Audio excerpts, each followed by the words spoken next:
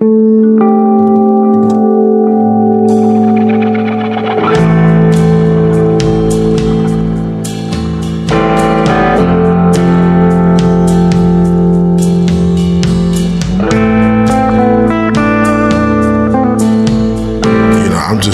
just happy to be here. So, you know what I'm saying? Like, they could have been so different. Man, at one point in time, I thought it was going to be different. Yeah, I've done some in my life, and I paid dearly for it. Karma has dealt me some heavy hands, you know? But what would you say in your past gave your karma the biggest hit?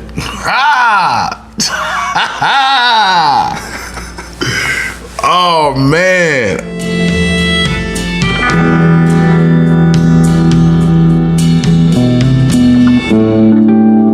Welcome to The Well. I'm Anson Mount. And I am Brandon Edgens.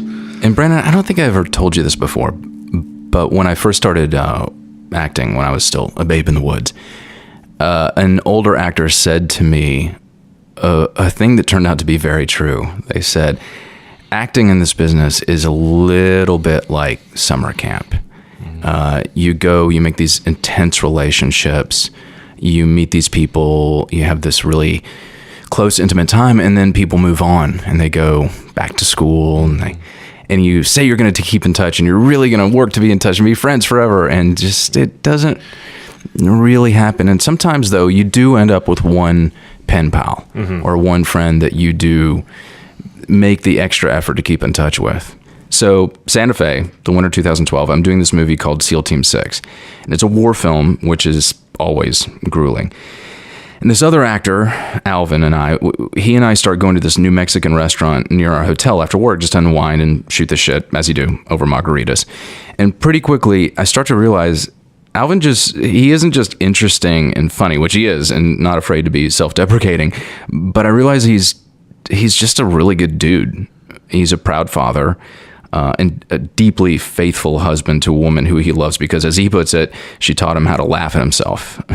Basically, he's as happy and as normal a human being as you're likely to meet in this business. And to me, he's just Alvin, which makes it all the more strange when I consider that the rest of the world knows him by another moniker. If I listen to critics, there would be no Xzibit. Dreams battered and broken, never breaking my spirit. Listen close, you can hear it. The footsteps of the future. Ain't no time like the present. Leave the past and excuses. Fucked on everything, walking nine, keep it exclusive. You just soft as acoustic. This that real nigga music. Professionally, Alvin Joiner is known to the world as Xzibit. He's a platinum-selling rap star, and these days, an accomplished actor. But other than that, at least on the surface, it would appear that our lives are very different. You want to know one of my favorite memories of you? Is I think the last time I saw you, actually, I came over to visit the set on that video you were about to shoot. The Up Out the Way video. Yeah. Right. So y'all hadn't started yet, and we walked outside, and we were out there, and you were like, you went, "Hey, you fish?" I went, "Yeah, I like to fish. I do some creek fishing, lake fishing." You were like, "Forget that. We're renting a boat. Yeah. We're gonna go out on the ocean, and we're gonna catch some big sailfish." And one of your guys said, "Yeah, man, we're going to Moscow." You're like, "What?" "We're going to Moscow on Thursday." You're like, "We're going to Moscow?" He said, "Yeah." You went, "Oh man, I can't go fishing. I got." I was like, "That's how our lives are different." Yeah. How do you? Because I was like, "How do you forget you're going to Moscow?" Yeah, well. Amsterdam to Tokyo, longitude only I can know. Latitude is my attitude, fall in place like a domino. I ain't come here to make no friends, cause I'd rather be feared than loved. Scared to death that I move this mountain and get to you with this shotgun slug. So yeah, our day planners look nothing alike, but we do have quite a bit in common. For one thing, we both lost a parent at a young age. For Alvin, it was his mother. And I was born in Detroit. I left there when I was 9, you know. My mother passed away, my dad got remarried, and so I was very angry, you know, because it was a step family environment. It was very abusive, it fell apart. I was in the system. When did your mom pass? 1983, 4th of July. How old were you? 9. Okay. Yeah. And so it's just very abrupt. And it's just out of the blue. You know, I didn't understand death at the time. You know, it didn't seem real. I was just like, you know, for the longest time I remember thinking, my mother's just, you know, off in Paris somewhere. Like she just was sick of us and just ran away. You know what I'm saying? Like I just couldn't wrap my head around just something so permanent, so final. I remember you telling me a story, I think, about your mom to explain how strict she was. No, that was a stepmother. Oh, that was your stepmother. Something about you were in the bathroom. Yeah. Yeah, my stepmother. My stepmother was not a nice person. And, you know, What was that thing in the bathroom where you were trying to take a dump? Oh, yeah. What happened? She came in and hit me with a fucking feather duster. Like, what kind of evil is that when you wait till a nigga's trying to take a and you come and hit a with like a bamboo feather duster? Like, that hurt. It was like webs. Like, why did she hit you? What did you do? Man, dude, she hit for everything. For everything. It's crazy. My parents gave up custody of me to the state because they said that I was a problem at the house. Oh. Yeah. And so... Were you? No. I was drawing pictures and trying to write rap records. Alvin and I both grew up at a time when rap and hip-hop were making their ascendancy in American music. We used to be the punk rock when punk rock stopped being punk rock. We were the voice of rebellion. I'm a plastic surgeon, fix your face. I got NASCAR numbers, I was built to race. Gonna be a long hot summer, Hubble scope from space. It's the next best thing since making soda and bass. Measured by any cultural yardstick, it was a lightning strike. From the late 80s into the early 90s, cable television and independent radio helped rap and hip-hop to blossom across the nation.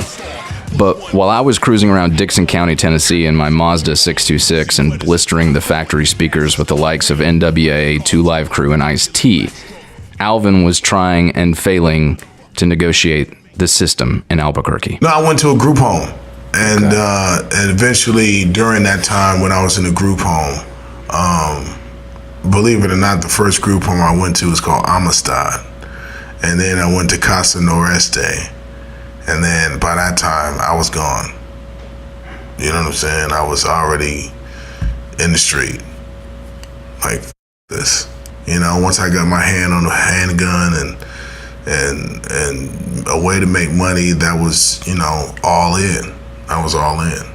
So violence and all of that stuff became secondhand nature. It was something that I was very good at. I was, you know, had no remorse. I had no pity. I had no nothing, because that wasn't what was given to me, you know? So that's what kind of hardened me in that aspect, and that's where, you know, it got very dangerous for me, you know? How'd you get your first gun? Oh, man, that's easy. You can get a gun before you can get a sandwich.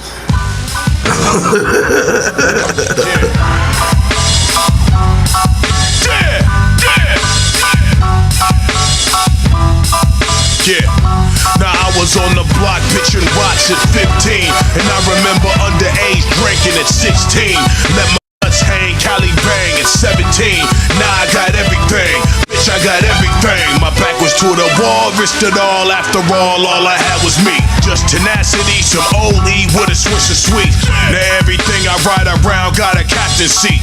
Y'all draw a sword off and dump rapidly. A lot of those people that I was running with at the time are dead or in jail for a very long time. Eventually, Alvin looked around and saw what was happening to his friends, and he didn't like what he was seeing. So the question became, what do I do now?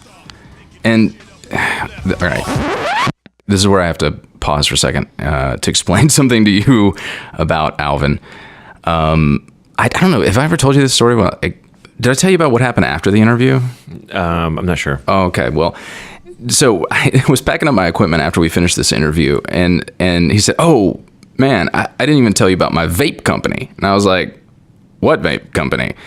So he proceeds to tell me how, like, about a year previous, a friend of one of his engineers, I think, was over at his studio, and he was talking about how he was the distributor for a large vape company, and he was unhappy. And Alvin just off the cuff said, "Let's start our own company." And the guy said, "Well, if I'm gonna do that, we're gonna have to, like, I got to bring on board my guy who knows how to make the juice, because we got to make our own juice because we're losing a lot of money on the juice." He's like, "All right, okay, 3 ways, we'll do it." So they made a handshake agreement. Alvin dropped like a couple $100,000 of seed money and got a lawyer, and they managed to get one of the THC licenses coming up in California. And a year after they made this handshake, it was evaluated at a price that I will not divulge, but it's ridiculous. So, you know, basically, suffice to say, you know, Alvin just doesn't have that filter of, should I, shouldn't I? He just goes full tilt. So jumping back to when Alvin's like, he's 16, he's 17, and he's looking at his life and he realizes that something's going to need to change. It has to become something else, but he doesn't know what that looks like. And he thinks back to all those days he spent in his room drawing pictures of his future album covers, and he goes, huh. I got that rag top Impala with the brains blew back. Could you loan me $1? Can't do that. Got a flight in an hour, got my bags all packed. Bring it in for the huddle, 150 racks. Pow. So he gets in his car, moves to Los Angeles, and making a not so long story even shorter, it doesn't take long for Alvin, now Xzibit, to release his first album titled At the Speed of Life. It's a critical and commercial success that he then follows up with 1998's 40 Days and 40 Nights. And it's at this point that he gets the attention of a certain music producer that has influenced your taste, Brandon, perhaps more than any living producer of our lifetime. Oh, yeah. Can you guess who it is? Oh, yeah. All right. I know exactly who it is. Dr. Dre came around third album. Was it a good experience? Absolutely. Yeah. Is he as much a wizard on that board as people Absolutely. say? Yeah. Just being able to create and see things the way he see things, and, you know, and hear the frequencies that he hears and be able to produce at that type of level. I consider him, you know, one of the best. You know, Did he push you at all? Absolutely. Right. Yeah. You dream of being in the studio with Dr. Dre until you get in the studio with Dr. Dre. Really? Do it again. Do it again. One more time. One more time. One more time. Say it like this. Nah. Say it like this. One more time. Hey, give me one more time. Say it again. For hours till you get it right. Right. Yeah, and it just be that one minute thing. Then when you get it, that's it. Oh! Woo! There we go. Wait, did you ever get frustrated being like, what is he hearing in his No, don't head? say that. No? Don't say that. Really? Yeah. Just do it again. Yeah, don't say that. Because once he gets up from the board, all right, I'll be back. You don't want that. Yeah, because see, he don't come back. I take it you learned that though. Yeah. I've seen other people be like, man, I'm doing it the way you want me to. Oh, okay. No, you're not. No, you're not. All right, I'll be back. Have you heard the Chronic? Yeah, just do it again. Shut the up and do it again. Yeah. Oh, that's great. I love that's the first thing I've heard that's actually gives you any kind of sense of like what it takes to like to produce at that level, and like why Dr. Dre is Dr. Dre. Oh yeah, man. And the art of like, it sounds fun when you're listening to it, but it's sweat. Oh yeah, man. Everything. But a lot of things are that way. It's like the whole point. You're not supposed to hear the effort. Yeah. Anyways, that would become X's third album, Restless, and it goes platinum. Suddenly, Alvin is at the top of his game and soaring. And it's here where, during our interview, so he shared a story with me that I'd never heard before. And I really think it's the crux of understanding, I guess, how Alvin is just so courageously himself, I think is how to put it. Which is, for the most part, is just a guy, you know, he's pretty happy with his life. anyway, it came out of that question I asked at the top of the episode when we started talking about karma for some reason. And so I asked him, what would you say in your past gave your karma the biggest hit? And I've learned enough as an interviewer at this point that when I hear a reaction to a question like that, if I just keep my mouth shut, I'll probably hear a good story. Oh, man. Basically, it tells me that one day he's at home. He's just come off of a very successful tour. His albums hit platinum. Everything is going exactly how he planned it. And he just kind of stops. And he realizes in his gut that something is wrong. And he can't figure out what it is, but he knows something is really just off here. So he sits down and he really starts to comb through things. And I asked for that. How can what have I done? And then it's like, oh yeah.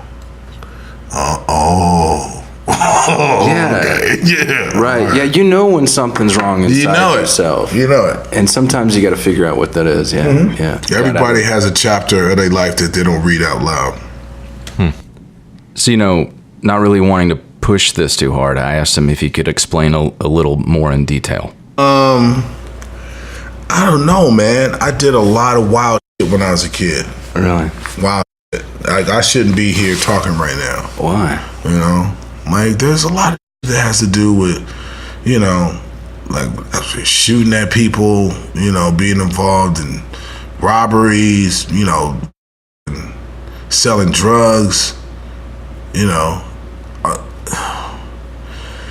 it's some pretty wild shit, you know what I'm saying? And where was this? This was in Albuquerque, New Mexico. Right. And when was that? Well, I'm not gonna get into details about what I did, but I did something really fucked up, and it involved shooting at someone, actually kidnapping, driving them to a remote location, throwing them down the elevator shaft, and shooting at them because they owed me money. It was rough. What was wrong in your life that made you realize, it's this? Nothing was wrong. That was wrong. Okay. That was wrong. Right. That was one particular thing that I did with the gun was wrong. Yeah. So years later, as I was, into my platinum record had came. I was working with Dr. Dre. I got in my car and I just got off a tour, and I got in my car and I drove to Albuquerque. I never forget this. And I asked for that person, and they knew where they were because it was bothering me. And so I got to them, and they were living in this hotel, like this extended stay. And when they opened the door, it fucked me up because they were excited to see me. They were like, oh, Xzibit, Alvin, oh my God, what's up, man? And they just couldn't believe that I was there because I was on TV. It was like, that's how up it is there. You know what I'm saying? So we sit down and I start talking, and they're like, yeah, man, so yeah, I seen you on this, I seen you on that. I was like, yo, please, just, I'm not here for that. I'm here because I want to apologize to you. And it's like, for what? I was like, bro, I have a problem with what I did to you. Both of our lives could have changed at that very moment. You know what I'm saying? And I apologized, and I made sure that they understood what I was saying. And man, they was just crying. They just started crying, like, that fucked me up. But for the fact that you came all the way here to say this to me, man, I forgive you. Like, I forgive you just because you made it out of this. You know what I'm saying? Yeah. Yeah. And it was like, that was important. But my apology comes in the fact that I changed my life for the better. And I didn't continue that path. You know, it could have went so differently. But why didn't it? What got you? What changed? I was educated. Before my mother passed, you know, she was really adamant about my sister and I being well-read, comprehension skills, all that shit had to be up. And, you know, she was very religious as well. So we was always at church doing that. And then that was kind of like our solid found. That was what we were raised with. So I always had a moral compass. I didn't always listen to it, but I knew the difference between right and wrong. And how did it feel when you got out of there after that apology? It was dope. Yeah. It was like, it felt really dope. It's like, you know, because when things sit on me, I don't know, it's call it an angel, call it, you know, divine intervention. I don't know what it is, but when something sits on me spiritually, it drives me. Like if something pops in my head and I can't get rid of it, and it's something that is being urged and to be like, this is not right in your shit. You know what I'm saying? I have to go fix it, or I have to acknowledge that. Do you believe that it's the moral compass your mother gave you that is responsible for that? You got to make it right. Did I have to go do that? No. But I did it because I couldn't sit in my son's face and tell them, you know, how they needed to be when I still had loose ends myself, you know? Yeah. That's as simple as it is. Yeah. Now, Alvin's a few years younger than me, and every time I stop and think about that, I'm a little bit surprised. You know, if anything, it feels like it should be the other way around, because every time we talk, I'm a little more impressed at how well he's gotten to know himself. And it makes me realize that even after you figure out that this whole life thing is really just a great ride we're incredibly lucky to have a ticket to, it doesn't mean anything if you don't learn to stop and get off the ride every now and then and walk around and maybe kick the tires a little bit. What's been the most surprising or transformational thing about getting older for you? Getting older, you know, maturing, because after 20 years of hip hop, you have to. You know, it's like you can stay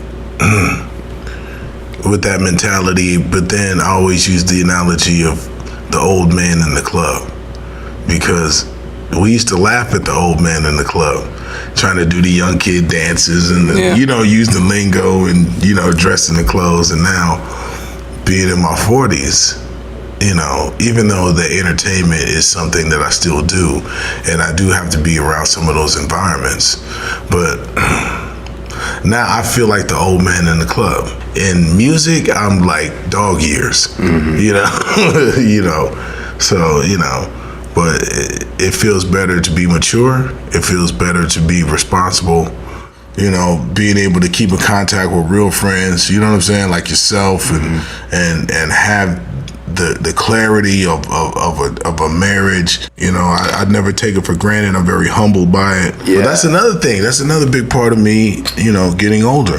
Like I have two sons, and my oldest son is 22. And when he was born, I was 19. So a lot of my music career, you know, started around his birth, you know. And so I was traveling a lot.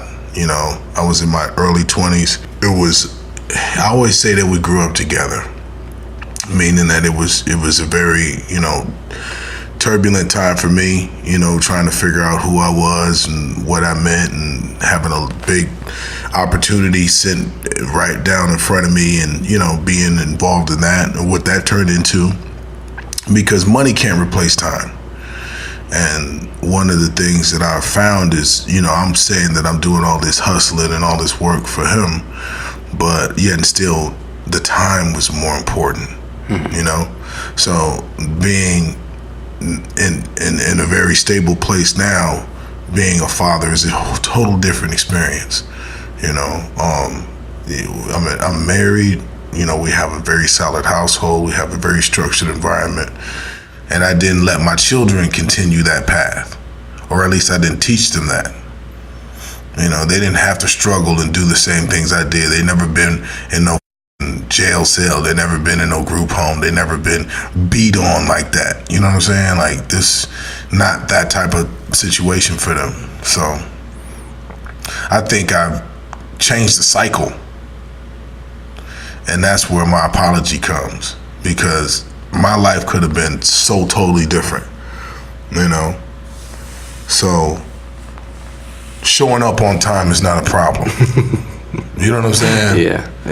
Like, showing people respect is not a problem. Yeah. Being prepared is not a problem. Like, these are all small things to a giant. And that's it. Wow. Yeah. Like, thank God for good parents. God. You and I both got blessed with that. Oh, yeah. And I just think there's something interesting about being an artist. It doesn't allow, if you're really doing your work, it does not allow you to shove certain things in the corner and ignore them. At a certain point, you are going to be sensitive to the fact that something's off. Even if your mind doesn't know what it is, your gut's gonna tell you. And I think that there's more to be said for having that moral compass established in you by a parental figure or when you're younger. And it's not instinct. Like we're taught in Psychology 101 at school. We learned, there's imprinting and there's instinct. And instinct is something that's passed along genetically. Like babies are naturally afraid of snakes. That's something that gets passed in the gene. Chimpanzees are afraid of water, even if they're born in a zoo. That just happens. Imprinting is something that's passed from a parent to an infant, and it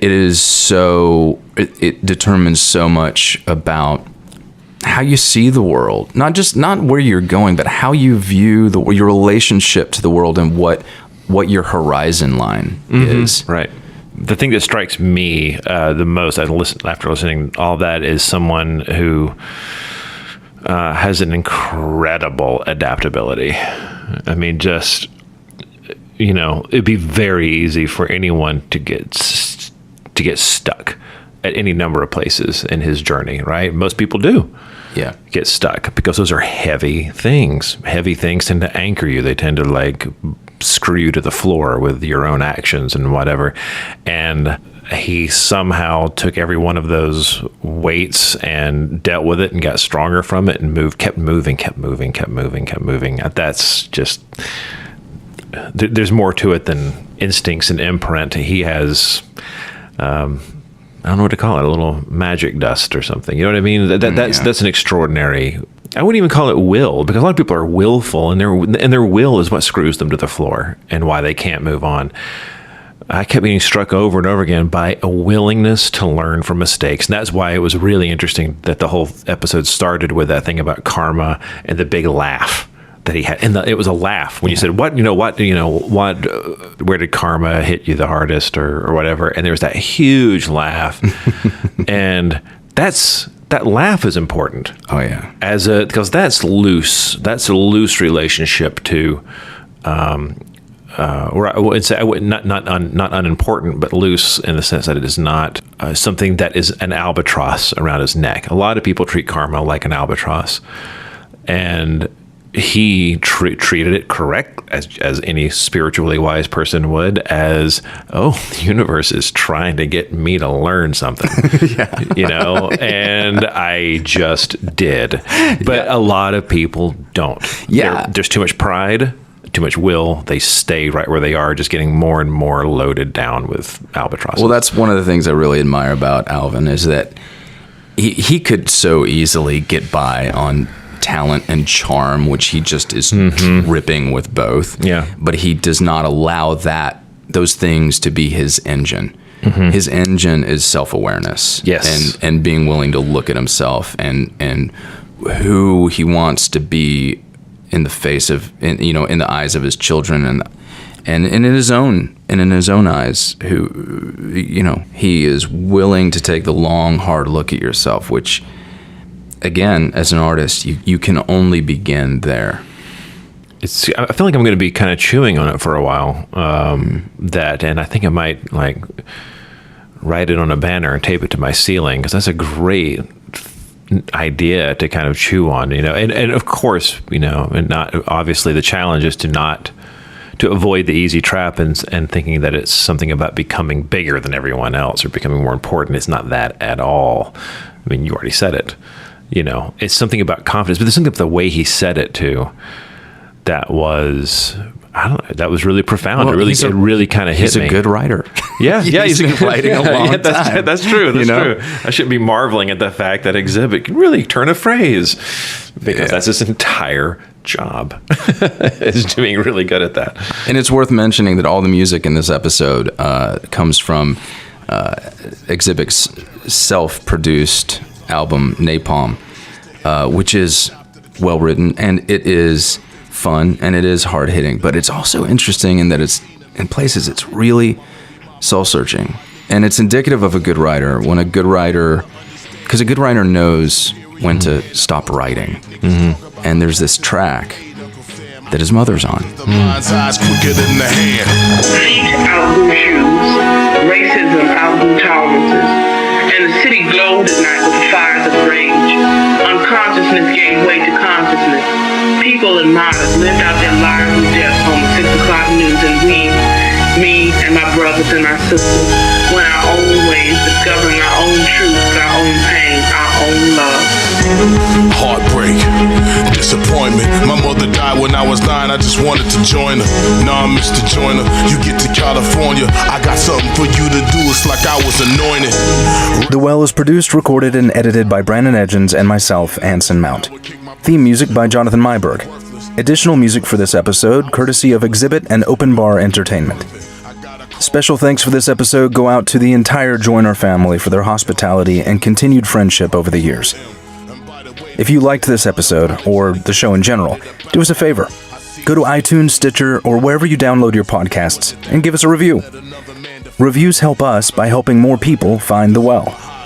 Until next time, have a great week, everyone. I don't buy my children designer clothes because I don't want them looking under their arms or on their behind to find out who they are.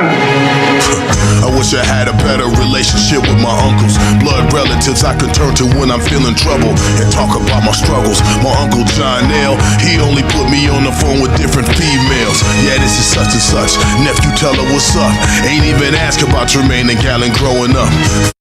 I drink it all and I smash the bottle. Self-medicated, numb, but I'ma feel it tomorrow. It feel like pain and sorrow was like a second skin, but now the pain is gone. I got my second win. Only the strong live long. You better settle in. I'm fighting forever. I will never let the devil win.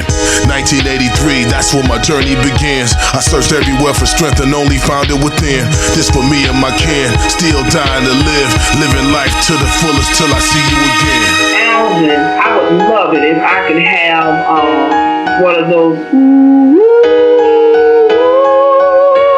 underneath it, just for that one part, and then to go into something else.